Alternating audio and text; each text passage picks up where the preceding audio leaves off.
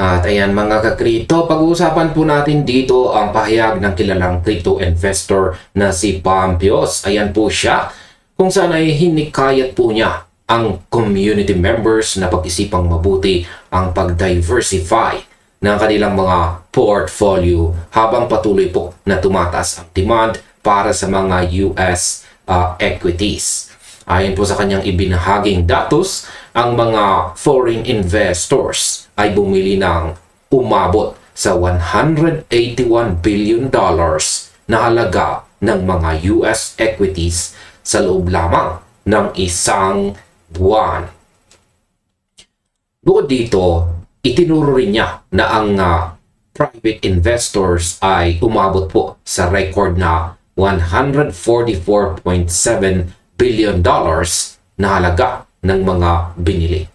Na kung susumahin ay maaaring umabot po sa humigit kumulang $1.74 trillion sa loob lamang ng isang taon. Ayan mga crypto, para po sa aking opinyon, ang ganitong kalaking numero ay nagpapakita lamang na napakalawak ng global interest sa mga stock sa Amerika ngayon.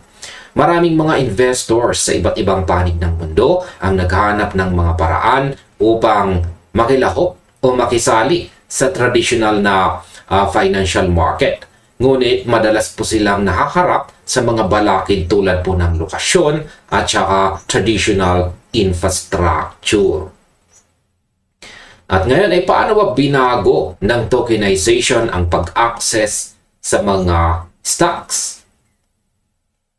Ipinaliwanag po ni Pampios dito na ang proseso ng tokenization ay unti-unting binabago ang paraan kung paano natin nakukuha ang mga American equities, lalo na sa pamamagitan ng mga tokenized stocks na makukuha na ngayon sa XRP Ledger. Ayon po sa kanyang mga ulat, ang mga tokenized version ng mga kilalang kumpanya tulad po ng Tesla, Nvidia, at saka SpaceX ay maaari nang i-trade sa loob ng 24 na oras o 24 hours gamit po ang infrastructure ng blockchain.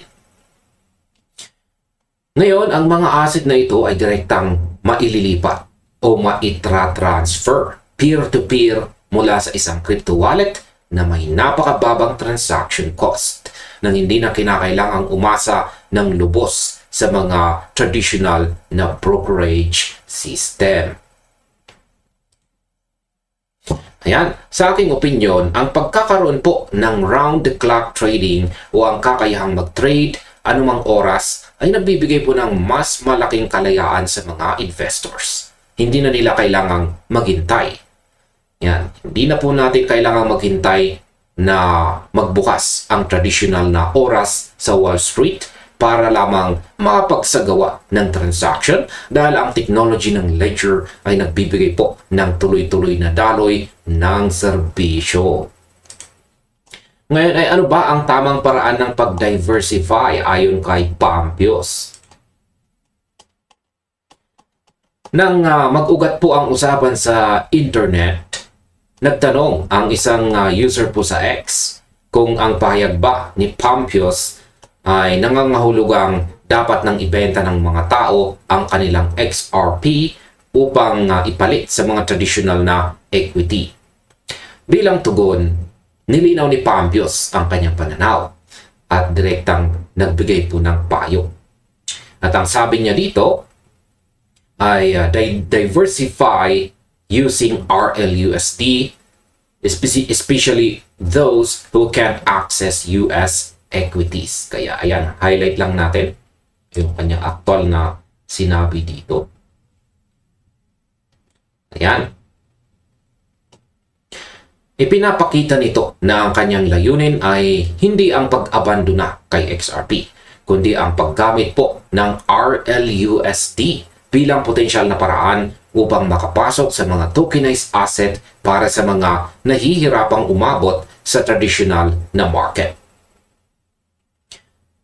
At ayan, para sa aking opinion, ang ganitong strategy ay nagpapakita ng kahalagahan ng pagkakaroon ng flexible na paninindigan sa gitna ng mabilis na pagbabago ng technology. Ang pag-unawa kung paano nagtutulungan ang mga stablecoin at ang mga tokenized na products, ay nagbibigay po sa mga investors ng mas maraming pagpipilian o choices nang hindi po sinasakripisyo ang kanilang kasalukuyang portfolio. At ngayon ay bakit po ba mahalagang bantayan natin ang mga pagbabagong ito? Ayan, ang mga pahayag ni Pampios ay malinaw po na nag-uugnay sa pagpapalawak ng mga tokenized equities sa mas malawak na pag-unlad o development ng mga pamilihang pinapagana ng blockchain. Yan. Market na ino-operate ng blockchain. Ang sentro ng kanyang punto or ang kanyang main point ay ang mga investors na nakakaranas po ng mga hadlang sa regulasyon o infrastructure ay mayroon ng mga bagong opsyon sa pamamagitan ng makabagong sistema ng stablecoin o stablecoin system. Habang patuloy po na lumalago ang ganitong uri ng technology ngayong taon, ang mga lumang limitasyon sa finance ay unti-unti nang nabubura dahil sa bilis at tibay ng mga decentralized network. At ayan mga ka-crypto, sa kabuuan, ako po ay naniniwala na ang pag-aaral sa mga ganitong klase ng integration ay napakahalaga para sa sinumang nais manatiling nangunguna sa industriya.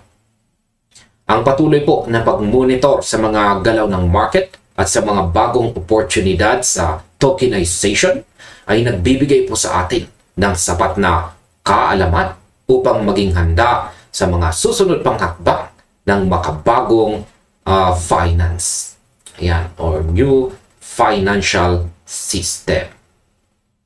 Kaya ayan, sabi po, sa nakikita natin dito, foreigners now own 18% of the US stock market.